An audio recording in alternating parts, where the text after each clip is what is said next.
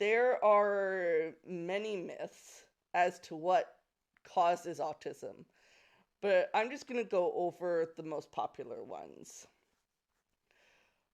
I think we all already know the most popular myth as to what causes autism. Yep, that's right. It's vaccines! Thanks, Andrew Wakefield. Because of you, measles are back in North America.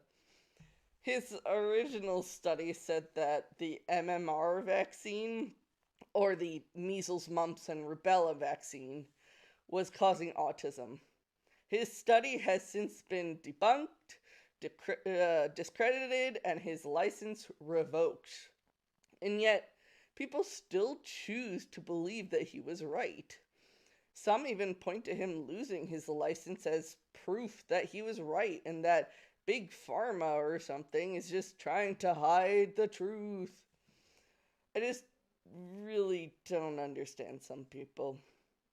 What he speculated was that the thimerosal, I think that's how you pronounce it, um, which is a mercury based preservative used to keep vaccines from getting contaminated, was the main cause of the autism because it had mercury in it, even though the type of mercury used isn't dangerous and the amount in the vaccine was so minimal, you'd get more mercury in your system from eating fish. Apparently, thimerosal just magically rewires children's brains or something. Of course, now the only vaccine that has thimerosal in it is the childhood flu vaccine. And even that has a thimerosal free version. So anti vaxxers are pointing at other ingredients in vaccines and claiming that they cause autism since they can't blame the thimerosal anymore. The second myth I want to talk about is that autism is caused by what's called refrigerator parents. It's a belief that autism is caused by bad parenting or cold, uncaring parenting. And while neglectful parenting can do a lot of harm to the child, it can't cause autism.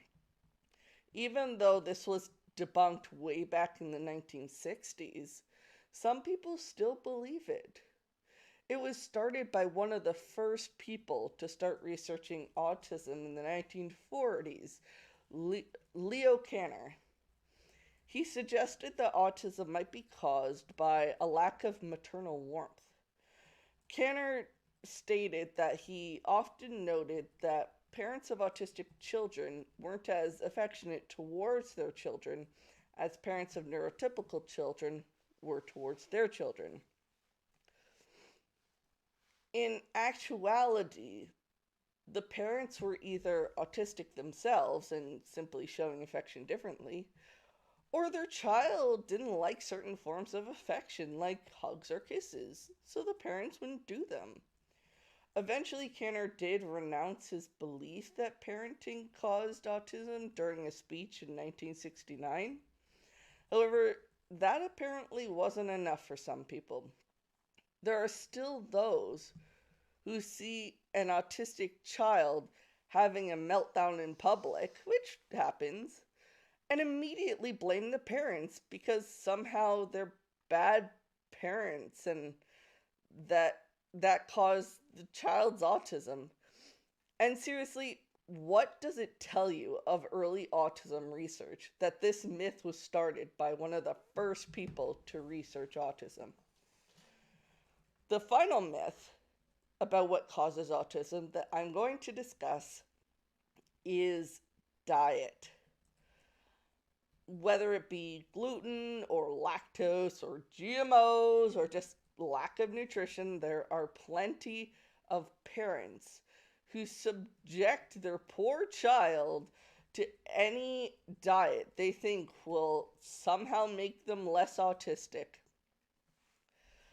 The belief that diet had anything to do with autism started when people started noticing how common it was for autistics to have gastrointestinal issues such as IBS or GERDs. So instead of thinking that it was simply a common comorbidity, they jumped to the conclusion that bad gut bacteria caused autism. If you've ever wondered why parents were forcing industrial bleach into their children via the miracle mineral solution, or MMS, it's because they were told that the bleach would kill the gut bacteria that they believed caused their child's autism. When it comes to the belief that GMOs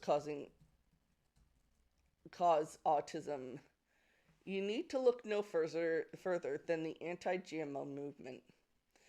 In Canada, it's not uncommon for large grocery stores to have a GMO-free aisle for all the people scared of GMOs because they don't understand them.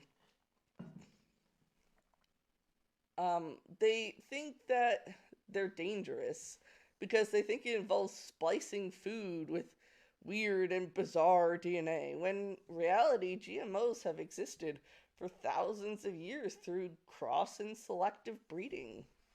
The only difference now is that science has given us the ability to speed up the process and increase the chances of getting the desired outcome.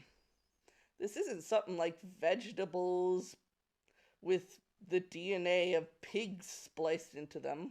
It's more like vegetables with the DNA of another plant spliced into them to make them naturally repellent to pests or able to grow in harsher environments. This is why GMO-free crops require more pesticides and produce smaller harvests. However, there's so much fear-mongering around GMOs that people latched onto it, and it only was a matter of time before it was scooped up by the autism warrior parents as a cause for autism. For things like gluten and lactose, the reason people believe it causes autism is because of something called leaky gut syndrome, which is currently a baseless theory which speculates that if someone has increased intestinal permeability, basically meaning that their intestines allow larger than normal molecules to cross over into the bloodstream, then those molecules will travel through the body and wreak havoc, causing such things as autism, inflammatory bowel disease, fatigue, joint pain, eczema, psoriasis, and much, much more. Now, increased intestinal permeability is a real thing.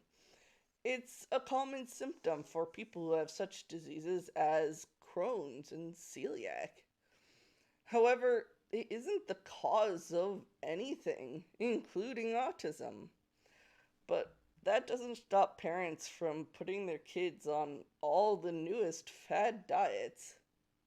Not only are gluten and lactose seen as bad foods to these people, but so is fresh fruit because they have sugar in them.